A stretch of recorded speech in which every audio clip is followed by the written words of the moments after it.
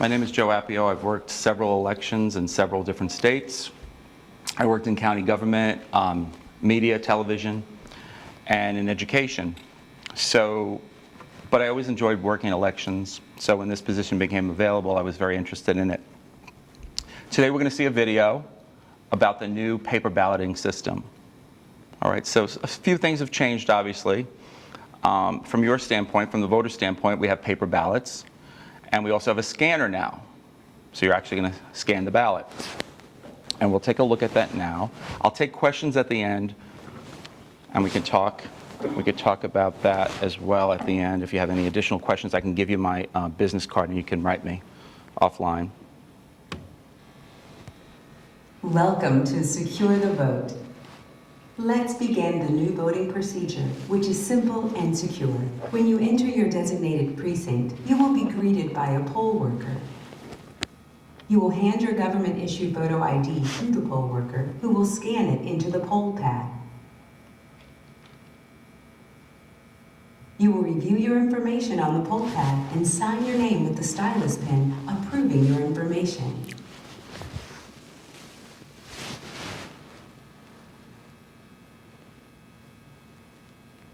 The poll worker will return your ID. After the poll worker confirms your information, you will receive a voter card. Now you are ready to vote. A poll worker will then direct you to a touchscreen and printer in your private voting station.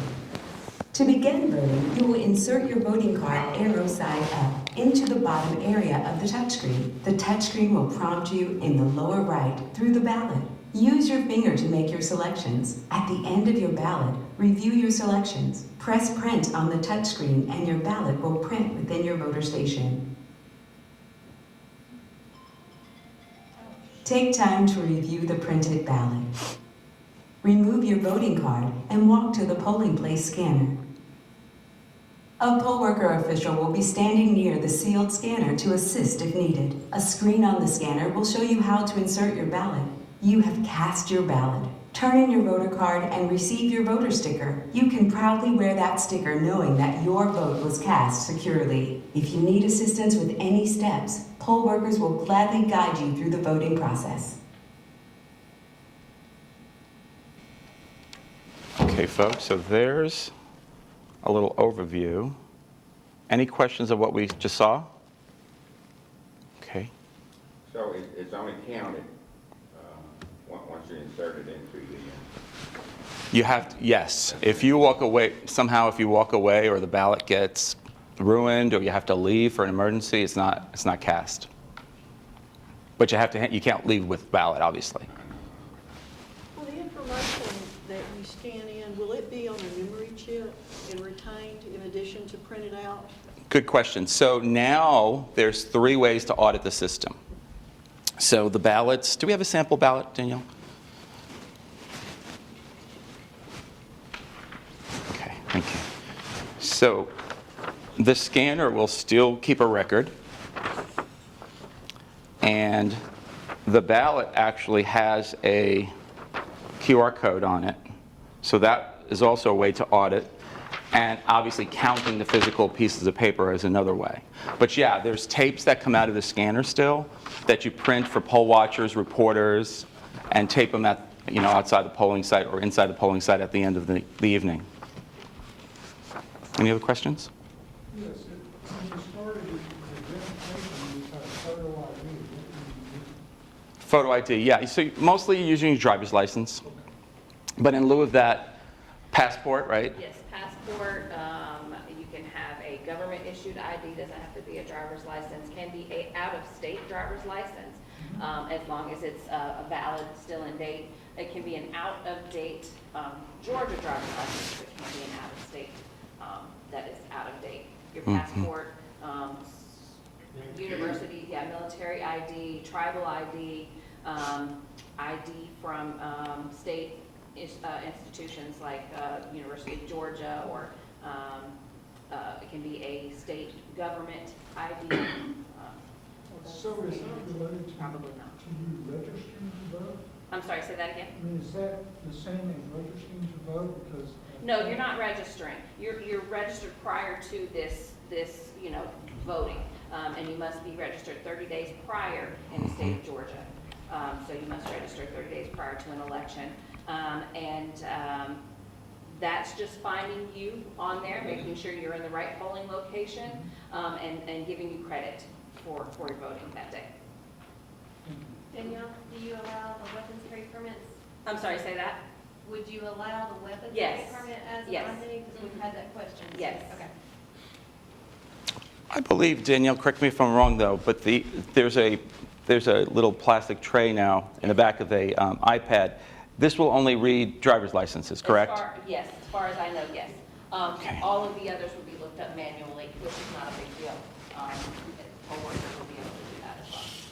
So you would take And your, You'll still turn Oh. it around to verify your information and sign it. right, so you take your driver's license. In the back, there's a barcode. And you would just place the barcode facing the camera. How many people have an iPad? Okay, so you're familiar that it has a camera right there. So they've made use of it. So now it's lined up directly with the camera. It'll read it. It takes a couple of seconds at most. And it'll find you, which is great. I mean, if you're new to the area or don't have a driver's license, the poll worker may stop to type it in. But this way really saves a lot of time, especially in a busy, presidential season. So that's a good thing. How many people are poll workers or former poll workers out there? Okay, so from this standpoint, from a poll worker, you have a different gizmo here that twists to the voter so they can sign it with their stylus. But for the most part, you're still checking them in, and you're still using the cards that they'll take to a screen, which we've had in the past. The screen is different. This BMD is different because it also allows you to print, has a print button. But in essence, that part of it is the same. And to the voter, this is transparent that we have a different screen here. I don't think it matters to them. Okay, you said on the driver's license, is that what you said? So a driver's license, I believe, is the only item this will read. Otherwise, you have to manually type it in, correct? Yeah. You'll have to manually. It'll take a few seconds, especially if they give you if they have a complicated name, they'll show you their ID, you'll check it, and you'll have it right alongside of you so you don't make any, typos or anything. So the gun permit, that's ID, everybody wants you to know they've got a gun permit and they. Yes, it'll work. It'll work, Yeah. but I mean, it won't scan. it won't scan, right? You It won't can use scan. that as your photo It ID. does have a bar scan on the back of it, but I don't know if it's set up to read or not. Right. And you can give it to the poll worker, especially during early elections where they have ample time, and they can try it. You put it there and see. Maybe it will read it, because you're still in a database somewhere. Maybe it is hooked up. I'm not sure about that. But right now, I know for sure driver's license will work. So at this point, it's the same, right? They give you their card after they program it. There's a card reader in here. Everybody's seen this at stores. Sometimes they got rid of the big cash registers and they have these. So they'll program it, and they'll take it over here, and they'll put it in here. After we do a programming, I'll show it to you, because I don't know what's on here. You can try it, see if there's any. Or we can do, yeah. All right, let's see if there's anything on it. So you just stick it in there. You won't get the PIN number. It'll show you the ballot that pertains to your area, obviously, because it might be local races. So, but it'll be programmed for you. And there'll be, of course, poll workers at each station. So after you do this, and you double check the screen, make sure you can't overvote. It won't let you. It'll deselect your first choice if you make two choices in one race, right? So you can't overvote, but you can't undervote, and it'll warn you. And some people, they'll say to themselves, well, I don't know anybody in this race, so I'd rather not vote in this race, and that's okay. But it'll just let you know that you've undervoted, just in case you've forgotten. So you get ample time to look at the screen to make sure that this is what you want. You hit print. It'll print it right next door to one of these HP printers, and you'll take a look at it. There'll be a poll worker nearby to take the card from you so this doesn't all get lost and they'll collect the card so they can be repurposed, recycled. And you'll look at it again to make sure it printed properly, and then you'll take it over to the scanner, which, depending on the room, might be this close or might be a little further, depending how big the room is. And you'll scan it. Once again, there'll be poll workers at the station to ensure that if the ballot gets stuck or if there's an issue with the ballot, they'll be there to help and make sure it actually goes through, that you don't walk away with a ballot.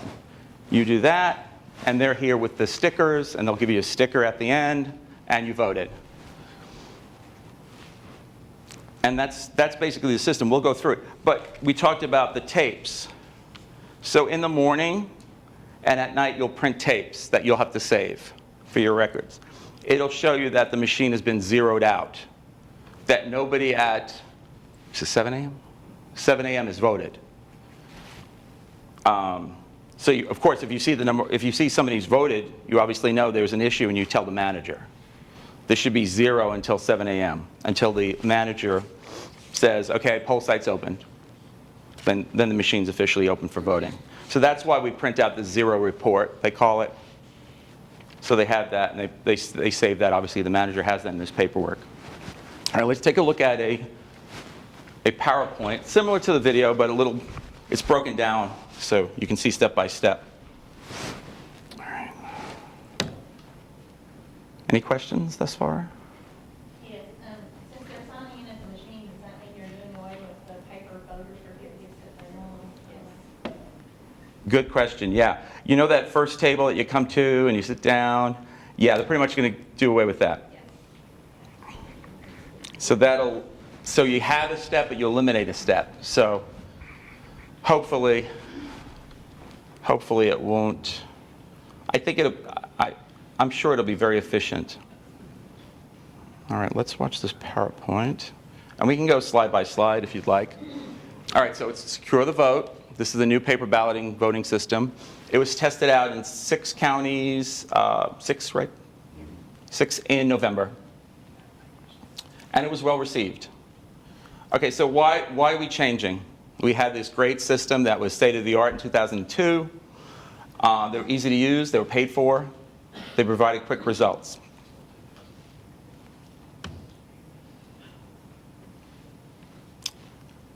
Well, we're changing because we want to make sure the voters feel comfortable. A lot of people who still reads a physical book? Does anybody still take books out of the library? Right. There's Kindles, right, and digital books, but people still like the tactile feel of a book, right? They like a book. And it's the same thing, I think, with ballots. They want to see the ballot. They physically see it on the screen, and as I mentioned earlier, thanks to your great question, now there's 3 ways to audit the votes, with the QR code, the paper ballot, and of course, the electronic system.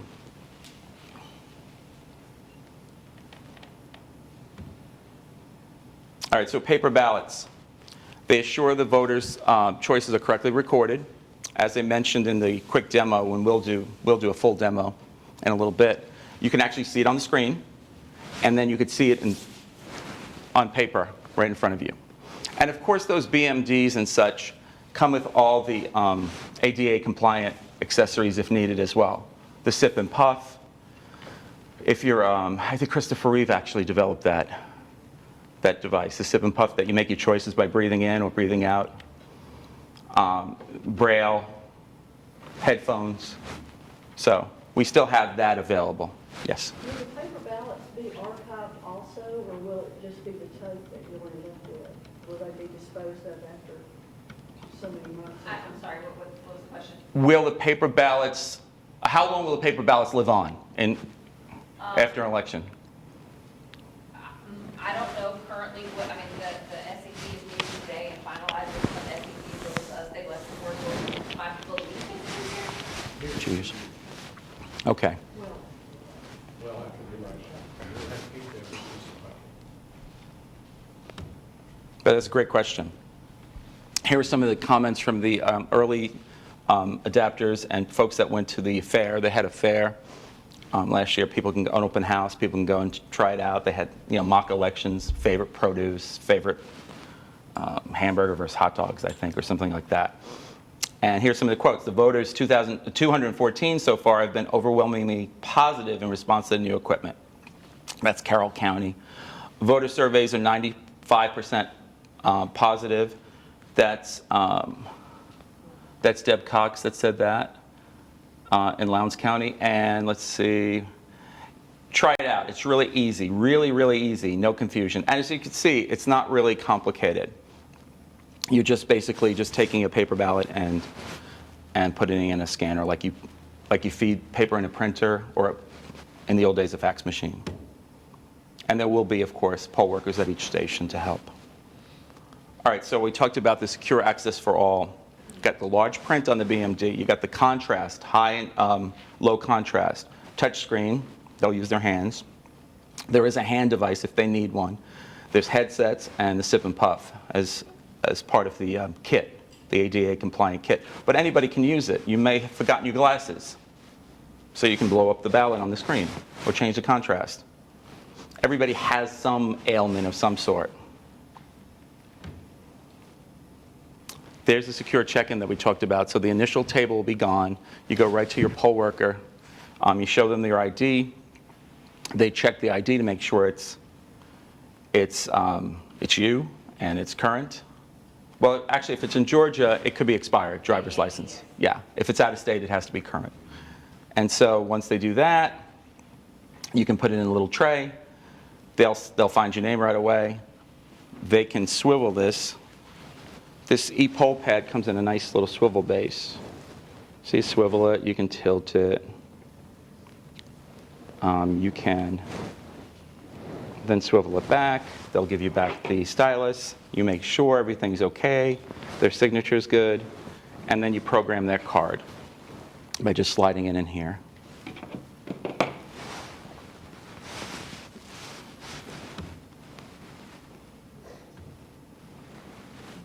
All right, and this is what I just discussed. Insert the card in the BMD ballot marking device. Make your choices, which are on that big screen, and then hit print after you're secure with the choices. You can review your ballot before you get to the scanner, make sure everything's nice. You see there's a little separators between each printing BMD station for privacy, obviously.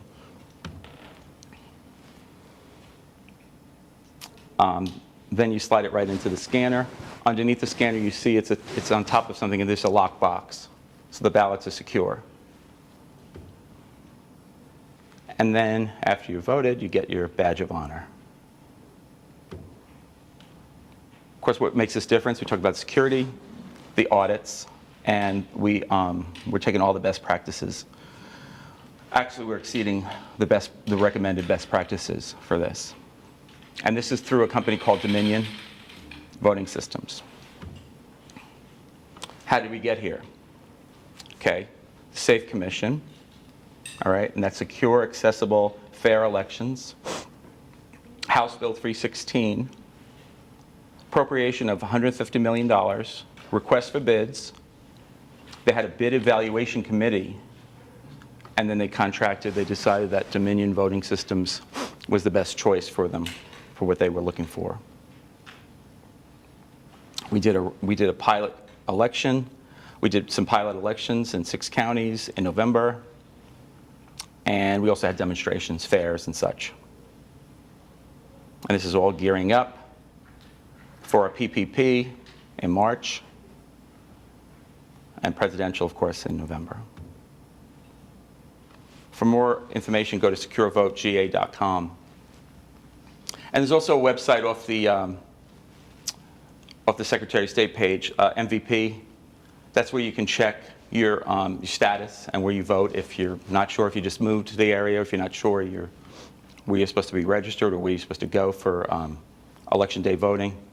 Remember, for early voting, you can go to a bunch of places in your county, but for Election Day, you have to go to the place you're assigned to. Or else you have to do, if you insist, you have to do a provisional. Yes? Is Dominion in America? Oh, it's a good question. I'll find out for you. I don't actually know for sure, but I will find out for you. Remind me at the end. Any additional questions on that? It's not a question, Joe, but I think it'd be good to let you comment on two things. One, we're not connected to the internet. Right. Oh, absolutely. Number two, the code. QR code? The QR code, you can try your hardest with your iPhone or anybody else's. You can't scan it. it won't scan, it will not accept it. So- Right, that's absolutely, thank you for mentioning that. It's absolutely true. We're not connected to the internet. They have the paper ballots, they have the tapes, they have a thumb drive inside the scanner as well that can be removed. Okay, so when the scanners are shipped back to the warehouse, those thumb drives are taken out, obviously, and that is what the vote is contained on. Yes, sir? Yeah, is there going to be any new procedure if a machine breaks down during the voting day when that happens? Occasionally?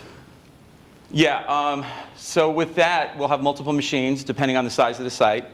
And when one goes down, they'll shut that machine down, call the technician. If one's not on hand, they'll call a technician and have them repair that or replace it. But until then, they'll just work on the other machines. I don't know, on one of your sites, what's the most you might have on one of your sites? What's your biggest? Probably 15 machines. 15? Yeah. Okay, so you'll have 15. So obviously, if one goes down, they have plenty of backup. So there's no danger of a power outage, a battery backup? There is a battery backup. Battery backup, Danielle, how long does that last? Is that the battery backup, if the power outage, is that an hour? Well, they'll be plugged into UPSs. Yes. So 2 hours. 2 hours. Yeah, you have a UPS and you have a battery backup inside the unit.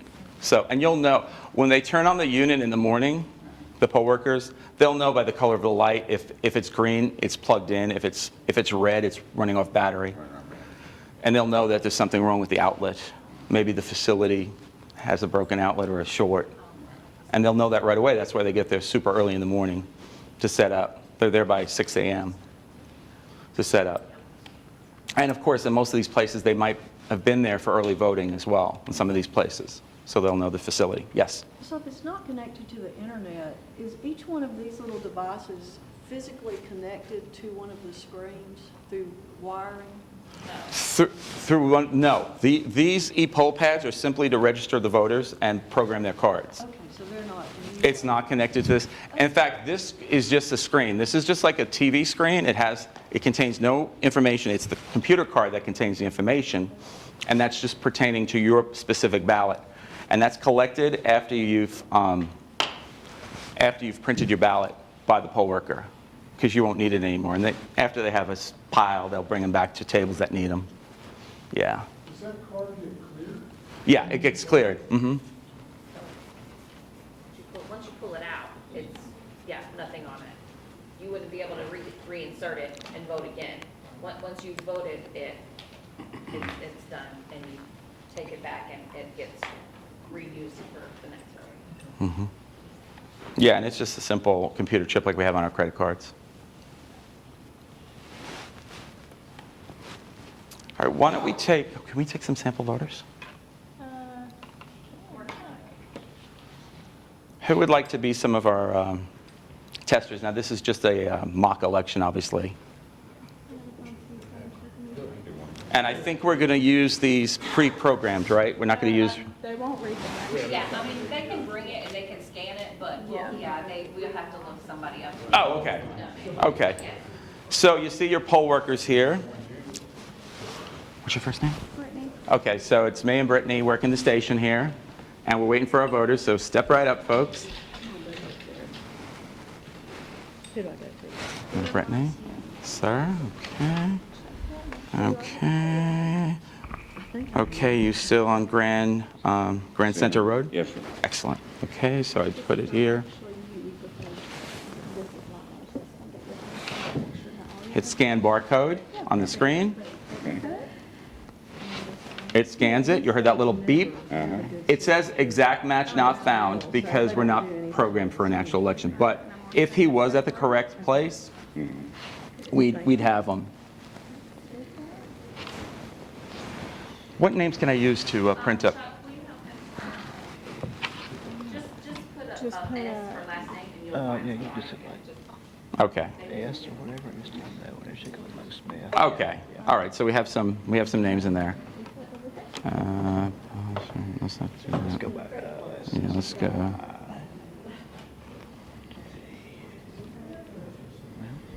Okay. And the screen, you do what the screen tells you. Here it says absentee sent, so I know it's absentee ballot sent. in most cases, it won't let you like reprint a ballot if the person has an absentee ballot or they voted already.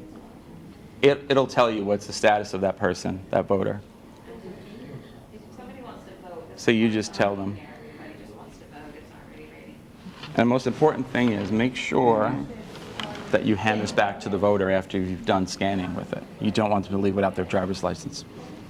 Yeah, so, just press the next button there at the bottom. Can we just program, let's type in, oh, I see. Well, yeah, that's where it was. Okay.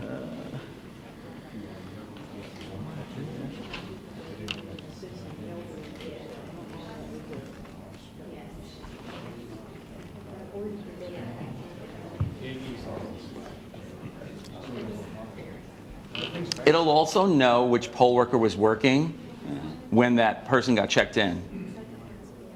Your name or your initials will be there on the screen recorded on this device itself, locally on this device. So they'll know if there was an issue. Hey, Joe, you were working there. What happened with this this voter? Seemed to be. Do you put your initials or name in every time you walk away? You have to sign your initials at the end, right? After we check them off.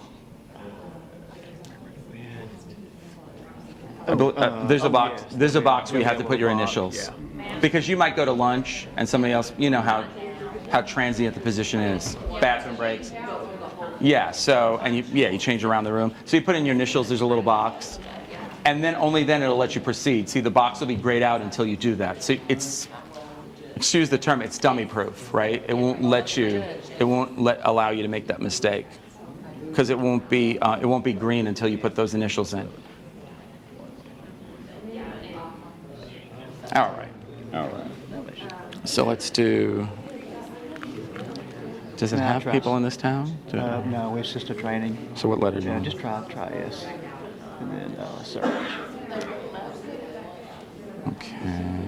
Yeah, just up So can I? there. All right. Let me show the folks this. Folks, you see, it's also the screen's color coded. So when it's red, that's really an action that you need to pay attention to. That's an action that you need to look at and say, oh, okay, I probably can't issue a ballot, there's a problem. And it says here, absentee ballot issued in this test person. So it tells us right now that the ballot was surrendered, and it says, warning, voter has already been issued an absentee ballot and cannot vote unless they return the absentee ballot to you or present written authorization from the registrar, allowing them to vote. So it tells you, and you can show this to the voter if they're like, what do you mean I can't vote? Ma'am, is this the case? She says, oh, right, I have that at home. I'll come back with it. That's why it's great if people go to early voting, because it's ample time to go back home and get things set straight.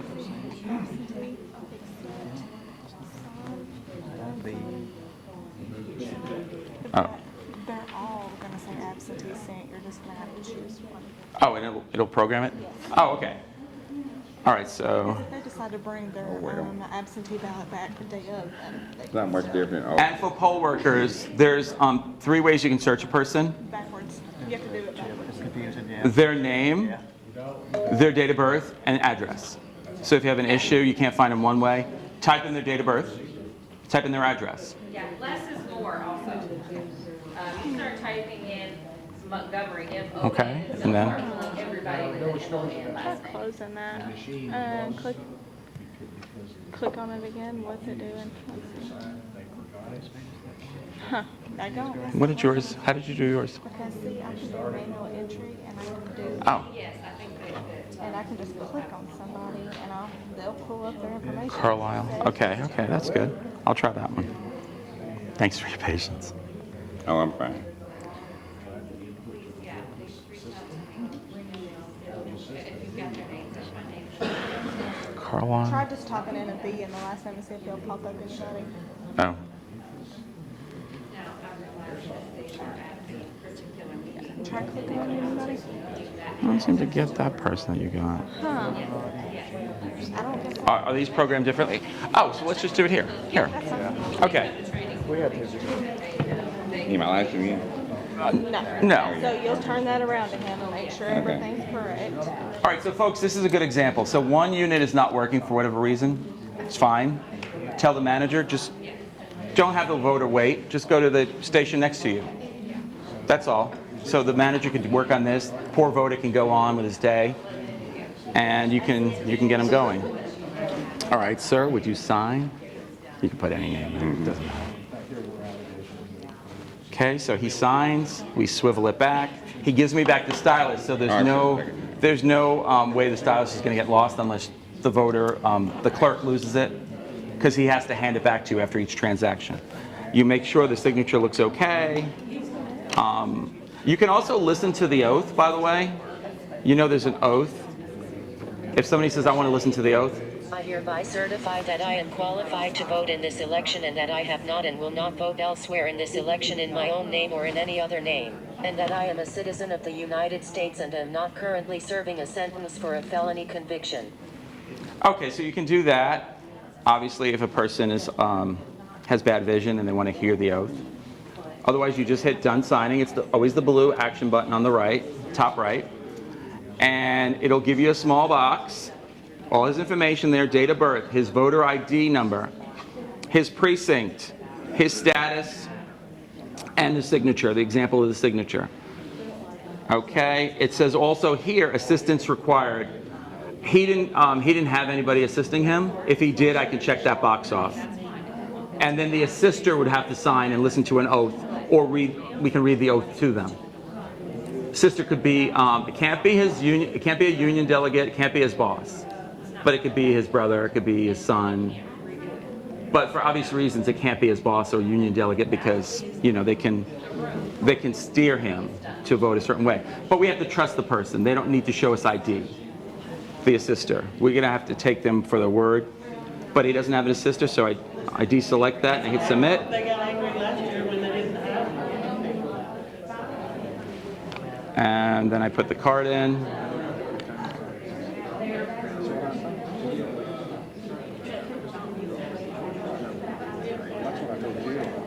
You hit the blue action button again for poll workers on the top right. It says creating card. You hear that little beep, that means that's a good sound. If you hear that little beep, it says it's created. Thank you, sir. You can go to the closest BMD and cast your ballot. So now he'll go to the BMD, ballot marking device. Just one program? Oh, okay. And another poll worker will assist him. So you can continue with your line, obviously. And they'll assist him if he has any questions about it. Obviously, after the ballot is on the screen, you want to step back and give the person their privacy. You know, unless they bring an assister, then the assister can stand there with them. Yes? Are the same poll walk requirements to be the work in the other machine? Yeah, I don't think there's any changes with the poll watchers. Poll watchers the same, yeah. Yeah, they present their certificate, and you they can look at the tapes and all that. They're entitled to look at that. Take a picture of the tapes at the end of the night.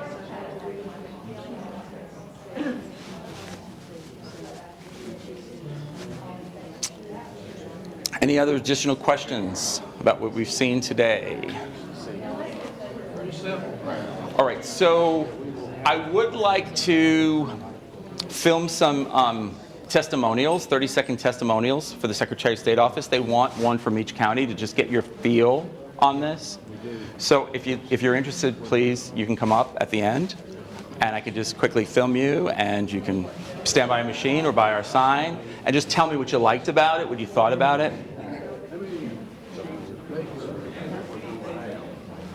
Well, it depends on how many voters. Cast your votes, but then there's gonna be amendments on some of them. But we're gonna have different sheets, or is it all gonna be on one sheet? Oh, that's a good question. Danielle, if there's referendums in addition to the candidates, could it be two-sided, the ballot? I guess it could, right? I don't think so. It's possible.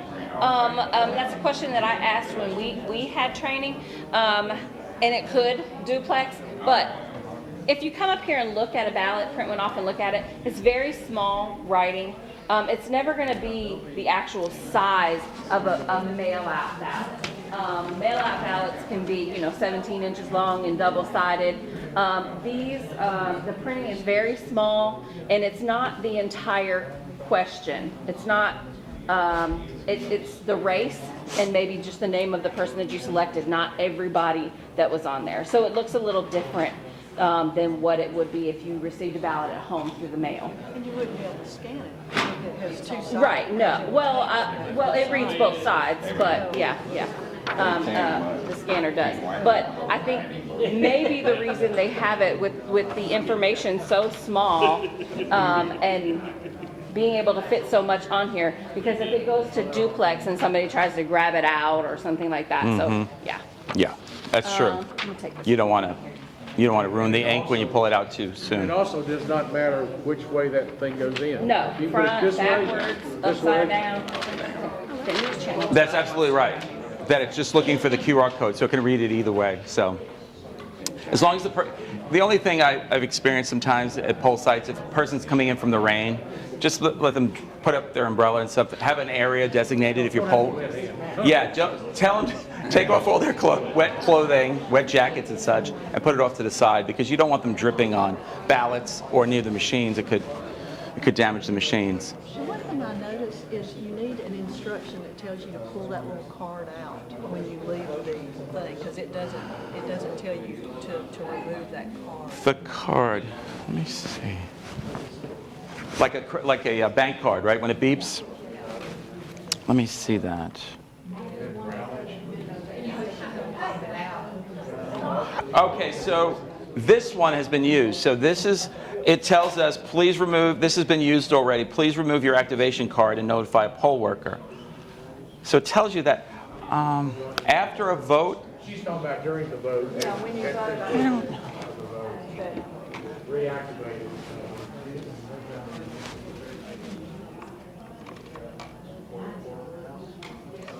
Okay. Okay, here we go. Here's a demonstration ballot. So let's see. Okay, so what is the state flower? Who knows? Is it the Cherokee rose, the petunia, the daffodil, or the sunflower? Cherokee rose. Let's try it. All right. What is the state bird? Oh, this is bonus. Brown thresher. Good. I got goodies up here for you guys, and you can all get them. You don't have to answer questions. Brown thresher, that's what we're going with? All right, you don't want to hear the other choices. All right. All right. Georgia is the #1 producer of the 3 Ps. What are the 3 Ps?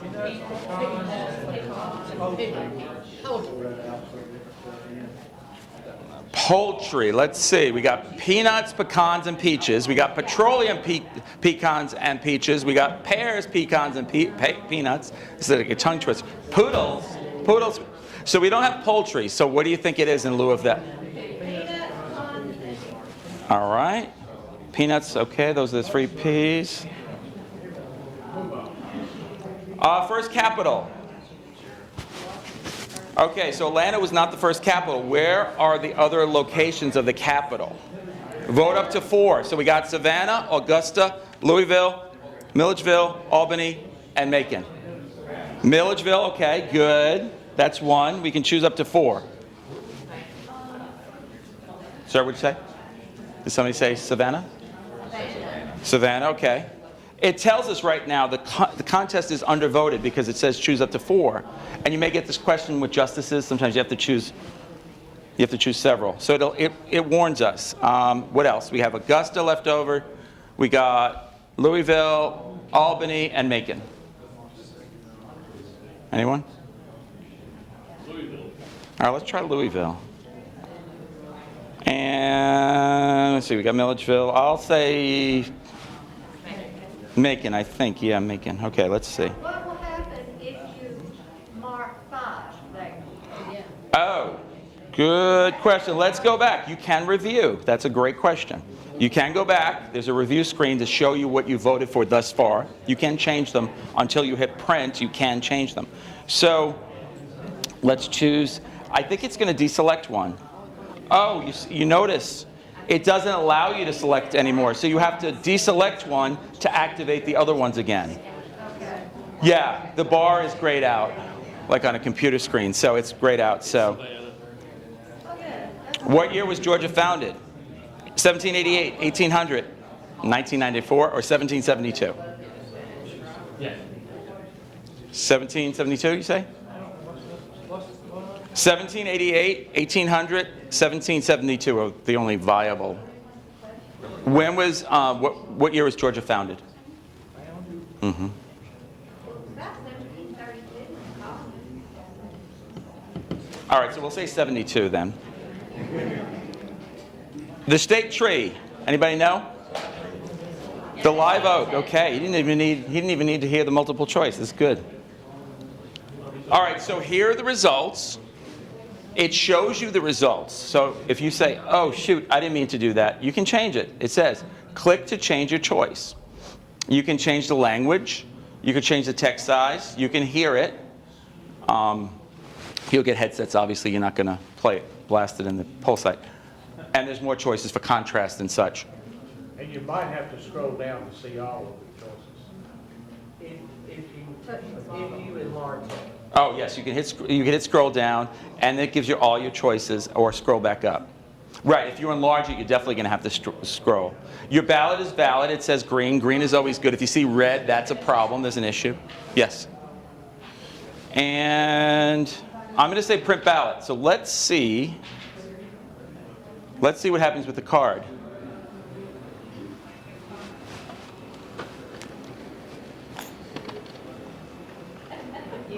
Now remember, this is just a dummy screen. There's nothing really stored on it. It's all on the card. So this goes away. Okay, thank you for voting. Your ballot has printed. Please deposit your printed ballot. And it shows you that you're removing the card. There's an image of the arrow going towards you. Okay. And now, of course, you can review it.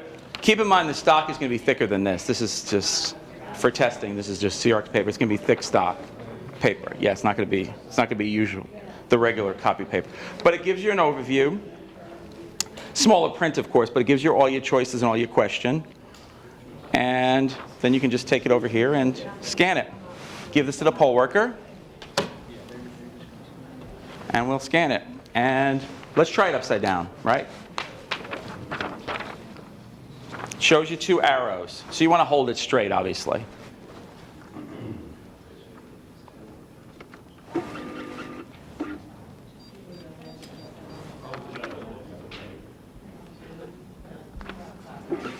There it goes. You have to hit the green cast button. And it tells you casting ballot. Please wait. It's a pretty big screen. And you heard it drop, right? Did everybody hear that drop? And it says cast successfully. So it's great. Poll workers close enough to hear that. They give you the sticker. And everything's fantastic. And inside this machine, the tally has gone up one, obviously.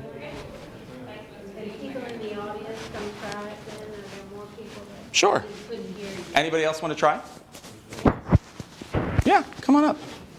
We could try it. We do have tchotchkes as well, and yeah, if I can get a few folks. Hey Nancy, come on, you can vote twice today. Oh, hey Brittany, can you run this? So I'll take, with their permission, I'd like to take a couple of photos of folks voting.